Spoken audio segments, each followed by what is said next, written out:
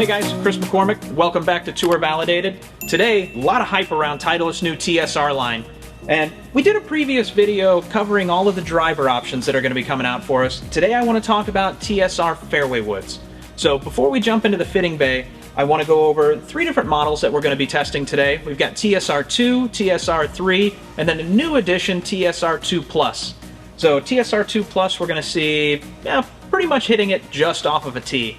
And myself personally, this is a golf club that I struggle with a little bit. So don't be surprised to see a couple of mishits in there, and I'll try and keep the explicits to a minimum for us. So just so we know, testing with Acura FX Red, and this is going to be their 300F and in an M5 Flex. So just so we don't get any call-outs, let's jump into it. So now that we're in the hitting bay, first up we have to test Titleist TSR2. So big claim here is ease of launch. So they've freed up a lot of discretionary weight by now implementing a new open hosel construction. Gave the opportunity for Titleist to move around a lot of discretionary weight, create a much easier profile to get airborne for us. So for those of us that are low launch, low spin, this should be a good one. The first swing out of the gate, definitely miss it, down off of the heel. Got a little spinning on me. But, I mean, as far as playability goes, playable miss. So a little better representation of a stock ball flight for me. I generally am going to play more of that push draw. But one thing that I do want to highlight, 15 degrees of static loft for me, generally just taken off of the tee, more for placement and positioning. Very rarely would I ever take a 15-degree lofted fairway wood and try and hit it off the turf.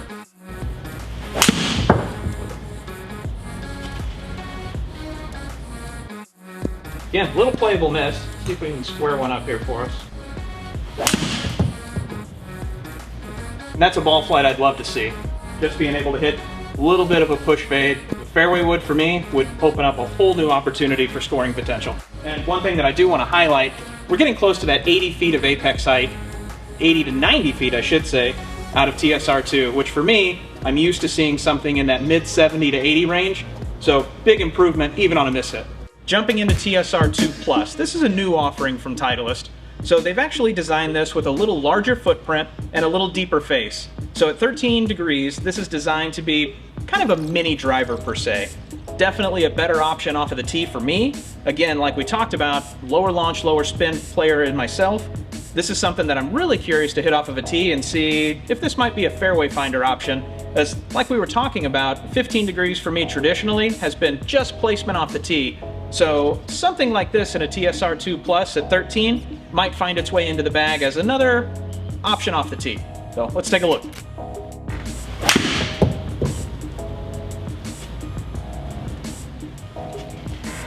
So a little heel miss, but again, if I'm gonna miss it, I want to see it miss to the right. That's a little better ball there. Surprisingly, 2 degrees stronger on the static loft. But as far as launch and spin profile goes, coming out very comparable to what we were seeing on the TSR2 at 15 degrees straight off the turf. I say, little deeper face off the tee. This is a pretty confident golf club. There's not a lot of intimidation stepping up with this off of that tiny tee. It's not intimidating at all.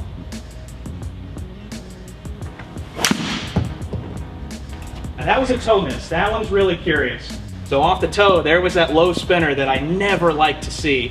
And fortunately for me, at 15 degrees in the TSR2, didn't see any of those. This would be a tough sell for me personally, but the way that it looks, the way that it sounds, the feel coming off the face, hitting it off the tee, good golf club. All right guys, last head we have for you, TSR3. So this one, the shaping of it is beautiful. Titleist was able to utilize that open hosel concept that we saw in TSR2 into the TSR3, giving them the ability to free up some weight and actually give us 2 more adjustable options in that SureFit CG placement track on the bottom of the fairway wood. So, like I said, just aesthetics of this club, really, really nice. There's a noticeable transition from the leading edge through the sole and up the skirt of this fairway wood. So, different look and shape from what we saw in TSR2. But TSR3 is making the claim that it's still relatively easy to launch. So with my skill level, let's put it to the test.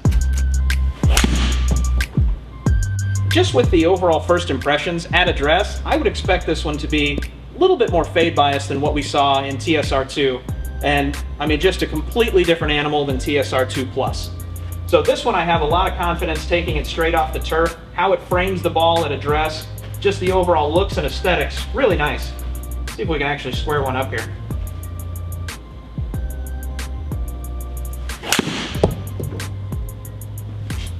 "100 feet of apex height. For me, at 15 degrees of static loft, that is almost unheard of.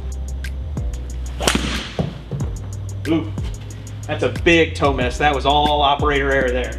That would normally be one I would delete. I'm gonna leave it in there for you guys, just to let you know I missed a lot.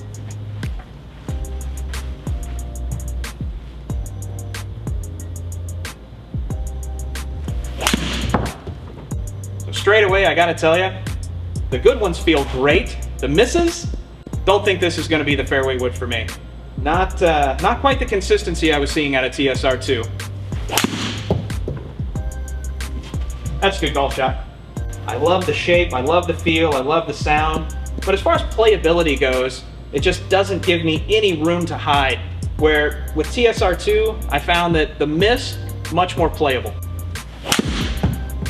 That toe miss, just no spin, falls out of the sky. Not gonna be playable for us. Good ones are good. So to summarize what we've kind of seen today, if I'm making a change and putting a new fairway wood in the bag, for where I am in my skill level, what I'm objectively looking for as a player, I'm gonna go TSR2 all day. But I would highly encourage you, just like always, definitely check all three of them out, get fit, let us know what you find. So now that we wrapped up this test, let's go in and take a look at some of the data.